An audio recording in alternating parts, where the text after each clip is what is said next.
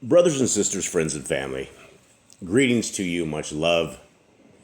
Thank you very much for spending this time and for hanging out and for reading scriptures with us and with my family and I.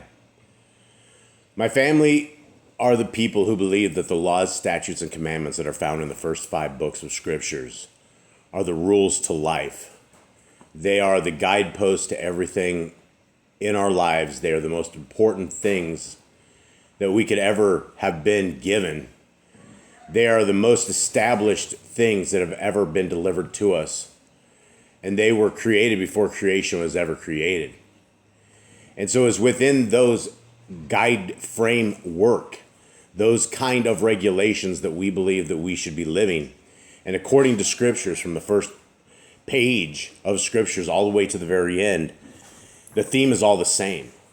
That there is a calling, and our Creator has asked us to be obedient to His laws, statutes, and commandments for all generations. He never ever put a expiration date on this. He never ever put a time stamp on this. He has never ever said that these will never ever be anymore. My apologies for my dogs. I always have 9 pit bulls, and they're always doing crazy things. They live all around in everything that we're doing. And so we get to live as a ginormous pack. So sometimes there are sneezes, sometimes there are barks, sometimes there are some things that are completely outside of any kind of control that I could possibly ever have. So getting back to this family, or a lot of you guys have been with us for many, many moons. A lot of you guys have been with us for a while. A lot of times we offend people by what we say. I am always saying what I believe is the hard truth of the scriptures. And we have 41,000 different denominations of so-called Christianity and so-called religion. And every single one of them are contrary to what the word of our Creator says. Our Creator says He wants us to be obedient people. He says there is a covenant for us if we are willing to obey. He gave us a king and a commander-in-chief for a time prior to a time when we didn't have a priest, when we didn't have a real priesthood. Messiah Yahushua, Jesus the Christ, became our priest. He became our Levitical priest, and He became our sacrifice. He became the runner, if not the absolute, without a shadow of a doubt, the best pick for a ruler of the kingdom to come. All throughout scriptures, it talks about at some point Messiah is going to come. Messiah has come. And He has told us the way forward. And this way forward involves the exact same ways that His Father had given us to go forward. And the crazy thing about what the Torah means is it means the way forward. It's not a set of laws and regulations that you must keep. It is a set of guidelines that if you so-called want to keep them because you value what the Creator of the universe has said, then that makes you one of His people. But we don't have a full, complete picture without a Torah, without the first 5 books of scriptures, and the Messiah, the Besorah. Between these 9 books, we can completely understand what the kingdom is supposed to be like and how we are supposed to act and how we're supposed to operate and how we should be living. And those who reject the laws of our Creator, which is all Christianity, the easiest way to get in a dispute with a Christian is to tell them that the laws of our Creator are fully in effect and they are wonderful things and they will enhance your life and bless your life, and you will find an amazing path that our Creator has given to us. They will laugh at you. They will scorn that because that is not what they've been indoctrinated with. And as we go through these scriptures, this is out of Yah Scriptures. This is a book that is available right now. It's a limited edition. You can pick it up at yahscriptures.com. It's got 103 books. It is the most full, complete scriptures that is anywhere out there, and I believe it is the greatest English translation you will find. It is a hybrid between 2 very good scriptures, 2 very good scriptures that were never ever fully completed as far as going through them with love and with meticulously cleaning things up. And we believe this is a very good scriptures. And it is a big scriptures. What you're looking at is a scriptures is 6 pounds. It's a little over 6 pounds. And it is something that is, it's big. It's big type font. That is what the main thing people have come back with. And they're like, wow, this is an incredibly big study guide. People love it. People love the design. People love the bookmarks. People love the text.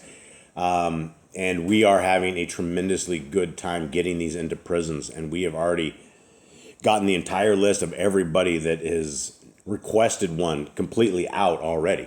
So we're sitting with a list of people as Boss Clan, my family and I, we are proactively going after those guys who are at the Texas Department of Corrections, the death row inmates. We are working on establishing relationships with all of those guys in there, giving them some love and a little bit of hopes and dreams.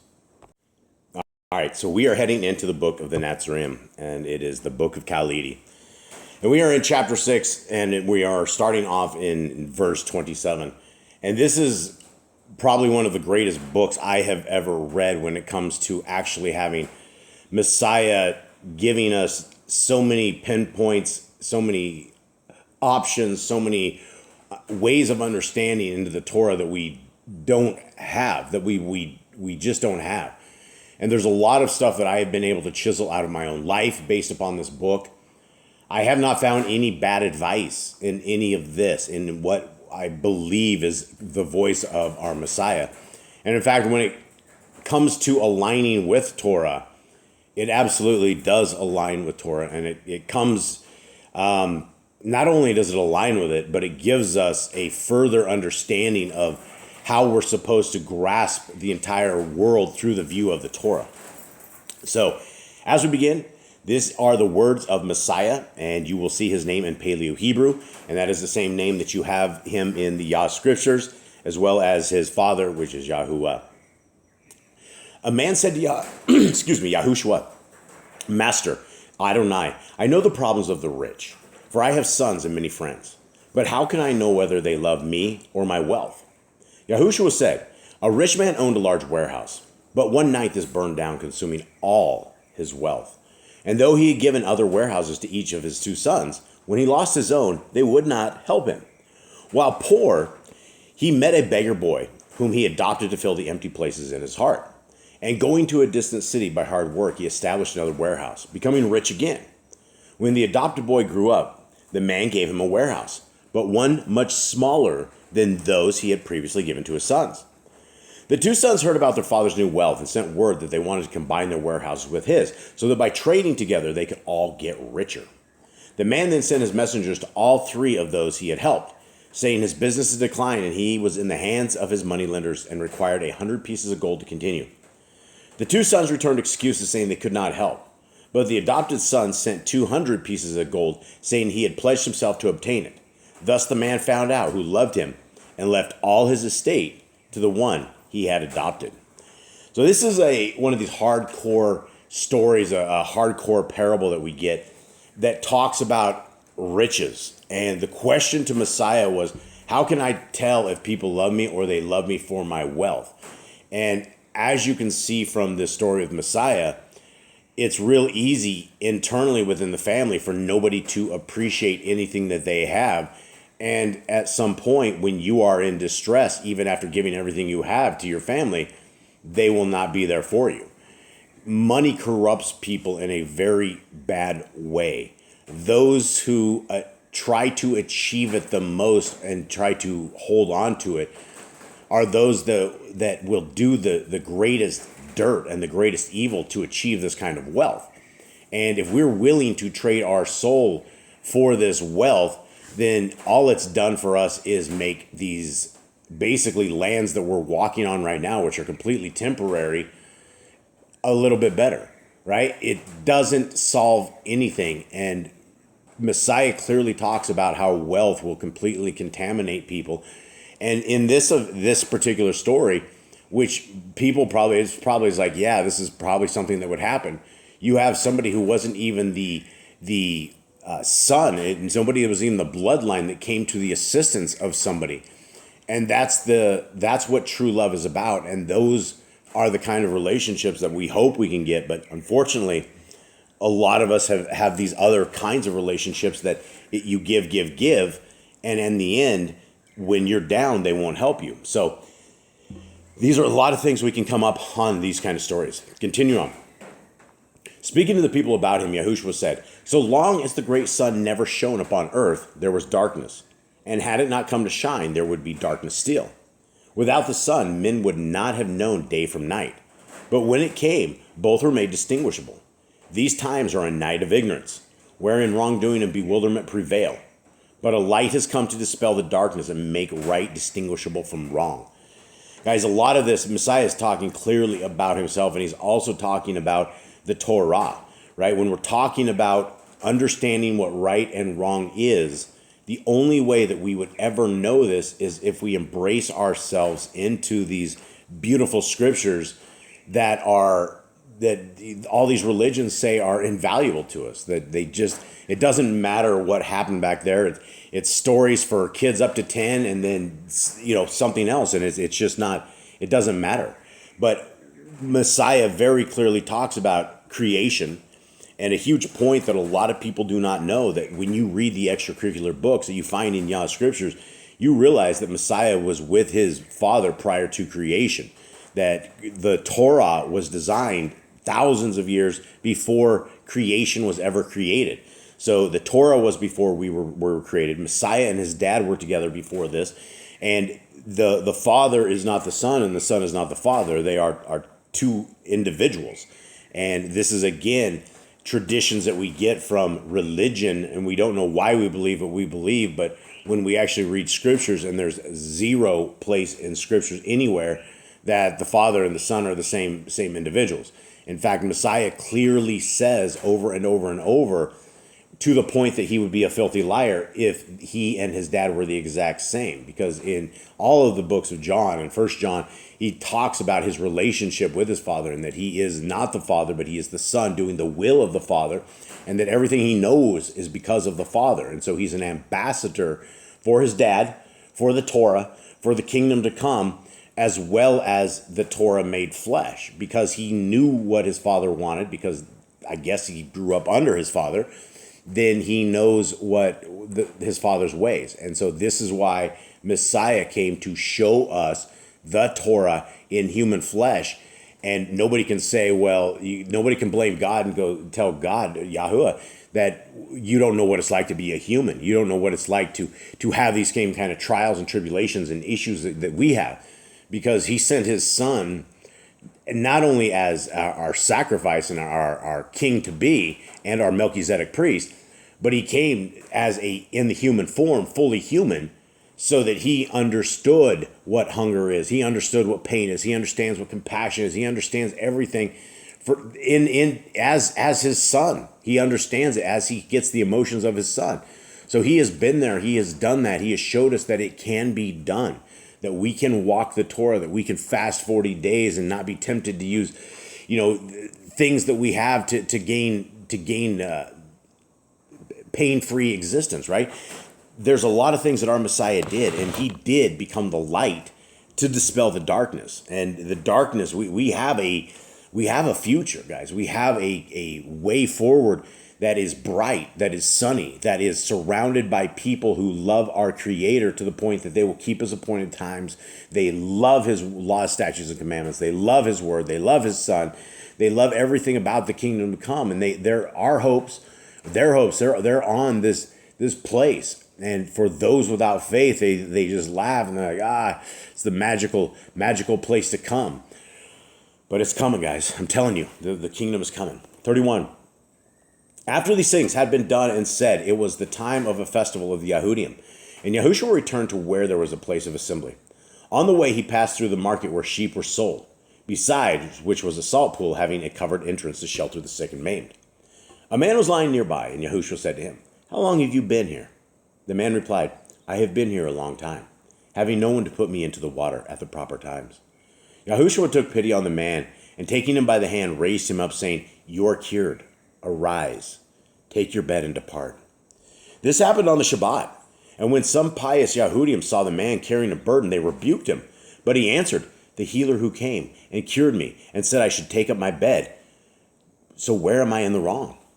The pious Yahudim inquired regarding the healer, but the man said he did not know him, having never seen him before. Later, when the man who had been cured saw Yahushua was outside the place of assembly, he learned his name and told the Yahudim. Before this, the pious ones who were separated out of the people had ignored Yahushua. But now, because he did such things on the Shabbat, they turned against him. For Yahushua said, "If my Father does not rest, why should I?" They thought he claimed closer kinship with Elohim than ordinary men, but he meant to show that all men are brothers. See, and these are one of these things that Messiah very, very clearly is the ruler of the kingdom to come. And he falls outside of the rule set of modern men in terms of things that he is able to do, because we have the commandment to rest. But we know, being the commander-in-chief of the entire universe, that our creator, he's not going to be able to have that kind of luxury. He's not going to be able to turn everything off for a full day. So he probably doesn't get to enjoy his Sabbaths, because there's a tremendous amount of issues that his people who's created are always dealing with, and there's always prayers going up, and creator's omnipotent. He can dial it all in. There's a gazillion highways into him, and he can process it, and he can figure it all out. It's like the best of the AI supercomputers that is beyond a kabillion times whatever it is on simply understanding and processing our prayers. So unfortunately, Messiah falls under a different kind of a rule set. And it's a rule set we don't want to fall under, right? The rest for us on a Shabbat is absolutely imperative. It's absolutely important, and we need to be we need to be all over it. Continuing on, Shabbat is a wonderful thing, right? Is absolutely a wonderful, wonderful thing. Okay, continuing on. 36. The next day, when Yahushua commenced speaking to the people, many sought to do him harm. And he said, "You have the teachings of the Torah and the Nebiim. Why do you seek to do me harm?" Then they shouted back at him, "Because you are possessed by demons. You tell us we are wrong, but we are content with our ways. Leave us to go our way, and you go yours." So this is the life of Messiah, right? It wasn't a peaceful life. It was a life of dividing and conquering, going to the people and showing them the proper way. And you had an entire group of religious fanatics, Pharisees and Sadducees, that had taken the law and they had corrupted it. And that is what the thing with Judaism is. Judaism has hundreds of other books outside of the Torah. Deuteronomy 4:2 says we are not to add to or take away from the Torah. And so when we add in 200 other books as rule sets of oral Torah, then by default we are breaking scriptures. We're breaking commandments, and we wouldn't want to do that. So the life of Messiah is, I would say, it's an uncomfortable life. Everywhere he goes, he's now teaching. He's being either accepted, he's being rejected. And the Pharisees and Sadducees, they're up in arms. They're not about happy with this. They are set in their ways. Their forefathers had told them this. They have their oral Torah books, and they're not happy. And so Messiah's life was hard. It was not what we would probably call a good life. After this, 37, Yahushua went away because of the hostility towards him. But when it came close to harvesting time, his brothers sent a messenger saying, "Come back now. The people are busy at work. Let your followers here see for themselves the things you do. If your message is important, the bearer should not remain hidden." On his way back, Yahushua and the Talmidim with him passed through Shomeron, where there was a place called Yaakov's Well, 5 furlongs from Shechem. The sun being at its height, they decided to rest there. After refreshing themselves, the Talmidim went into the town to buy food, leaving Yahushua reclining not far from the well. While Yahushua rested there, women of Shomeron came to draw water, and Yahushua, not having a vessel, asked her for a drink. This surprised the woman, for the Yahudim regarded anything handled by the Shomeronite as being defiled. She said, "How can you ask this of me?" Now, for everyone to understand this, people have to understand that the people of back in the day, the people of Israel, who were only 2 tribes at this time, the rest of the 10 tribes were all dispersed all over there. So they have these rules and regulations. They have labeled a group of people as goyim, as people of the other nations, and then they set up rules and regulations that they are, if these guys touch something, they're defiled, or that if they, anybody of the Goyim in their extracurricular rule set book can be manipulated in ways that are contrary to what Scriptures tells us is okay.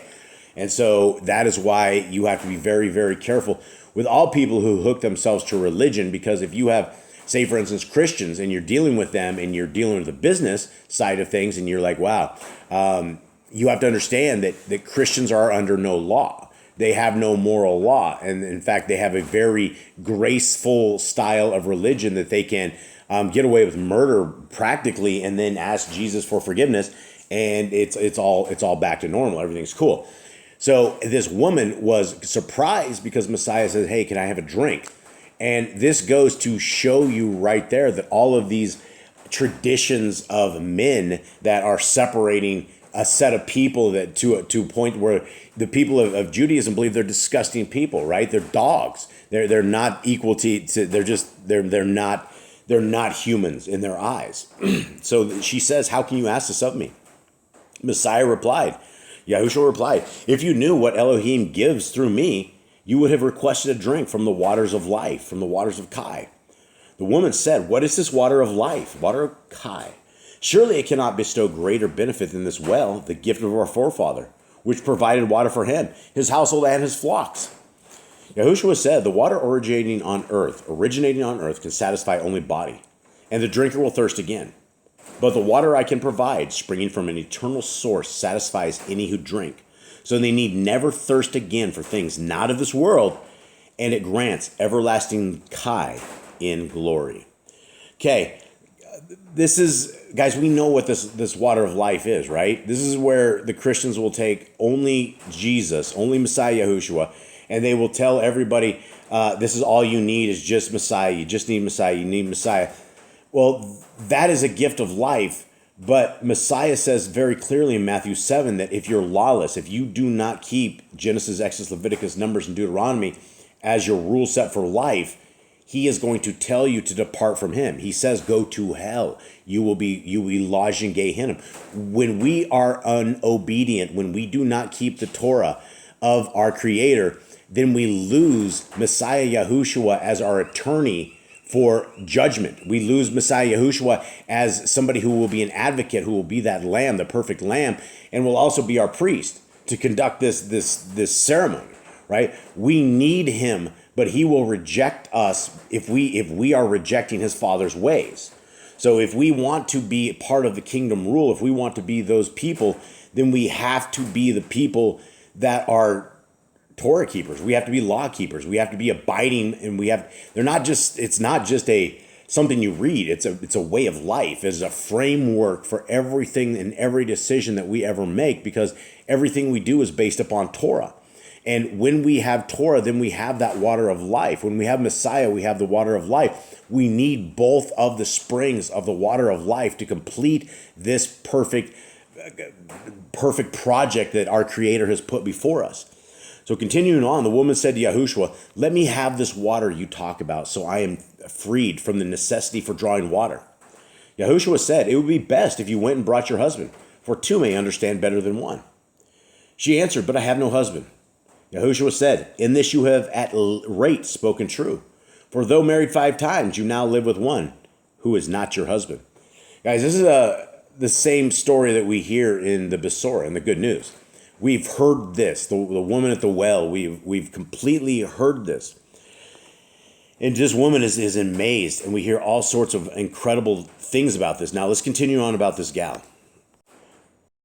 The Shomanite woman said to Yahushua, Adonai, I can see you are one of those special people who know all things.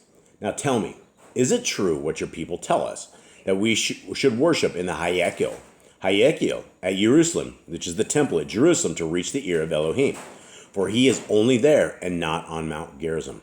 Now this is a very important question, guys, because what the people, the modern day Israel of that time, were telling people is that you had to be at one of their temples. That is the only place you could worship Elohim. That's the only place you would ever hear your prayers. So Messiah is going to say this. Yahushua told her, be assured the time is coming when the place of worship is unimportant. For though your people worship without understanding the nature of worship, while the Yahudim worship with this knowledge. Neither know the true nature of worship. The time is coming when all who understand the nature of worship will do so in Ruach and in the light of truth. And that's the amazing thing about the kingdom to come. The kingdom to come is going to be explained to us. We're going to get the fine details. If we are off on our calendars, because a lot of us, most of us, all have different calendars. We all see things a little bit differently. But you know what? We're striving and we're pushing, trying to get forward on this and trying to be obedient in the best way that we can possibly be obedient. And that's what trying is about. And when Messiah comes, we're going to be led by a group of people who know exactly how we should be doing it. They're going to give us the exact details and the exact ways to do this, so we're not missing things. Because in the kingdom to come, I believe there will be a sacrificial system come back. I believe there will be a temple. I believe there will be all of the things, the appointed times, all of this stuff in the future. Trumpet, Sukkot, Passover. I believe we will be celebrating all of this for all generations, because it is memorial things that people of Yah need to be celebrating. We need to be thankful that our Creator in these certain times has come and saved us and grabbed us out of these catastrophic events. And the kingdom to come is going to be that exact same exodus. It's going to be a crazy exodus where we are spread across the four corners of the plain, and we are going to be extracted in a miraculous way. And it's going to be something that we're all going to talk about later. And you know the hand of our Creator has this all planned. You know if he did it with the first Exodus, he can absolutely do it with the rest of us. All of us might be walking on seas of glass. We might all be walking on things that are unexplainable to get to Mount Zion, to get to the new kingdom. And so what Messiah said here is so important, that it doesn't matter where we are at, and that we need to seek our Creator with prayer. We need to pray. We need to get close to him. We need to find his ways. And we're not going to do that unless we're reading scriptures, unless we're praying, unless we're into truth with this. Continuing on, 48, for Yahuwah is the greatest of the Spirit, Ruach, and his worshipers must therefore bring something of the Ruach, of the Spirit. This and the labor in his service is the only acceptable kind of worship. The smoke of flesh and fowl are not acceptable offerings, right? It comes down to, we need to be obedient people. All throughout the scriptures, our Creator has said, I want obedience. I don't want sacrifice. I don't want this continuing bloodletting of the animals. I want you guys to be obedient people. And if we would have been obedient people from the very beginning, then we would not be in this place where we are at right now. 49. The woman heard without understanding, but one with Yahushua stored these things in his heart. The woman said, someday an enlightener will come and explain these things to us. Yahushua replied, my words may have come from the enlightener himself. The woman said, I must go, for you frighten me. Just as she was preparing to go, the Talmidim returned and were surprised to find Yahushua had been talking to a Shomanite woman in this manner, but they said nothing. Leaving her pitcher, the woman hastened away to spread word about that there was a man out at Jacob's well who could read the past and might be the enlightener. For the Shomerites did not await the deliverer, as did the Yahudim. When the woman had gone, the Talmidim showed the things they had brought to Yahushua, but he was disinclined to eat, saying to them, doing the will of Yahuwah sustains me, and the inflowing power of his Ruach quenches my thirst. Okay.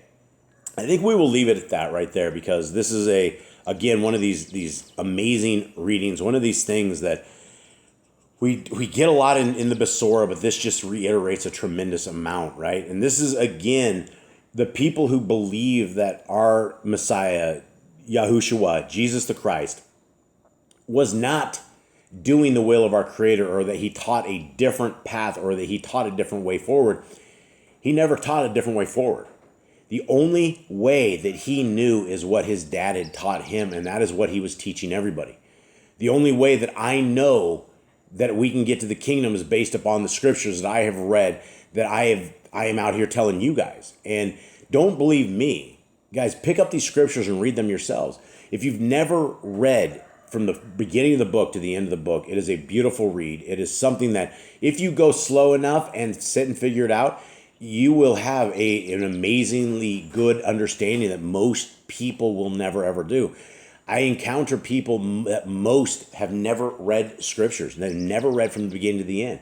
And I believe that is a tragic mistake, because we can all learn so much from scriptures. And once you read them, you got to go back and read them again, because you pick up new stuff every single time. I learn brand new stuff every single time I read these scriptures.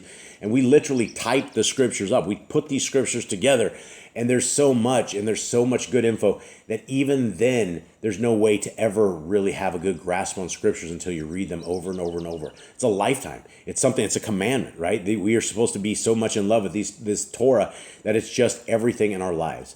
So guys, with that, I hope you guys have a wonderful day. Thank you so much. If you made it to the end of this, I appreciate you all. Much love to you all.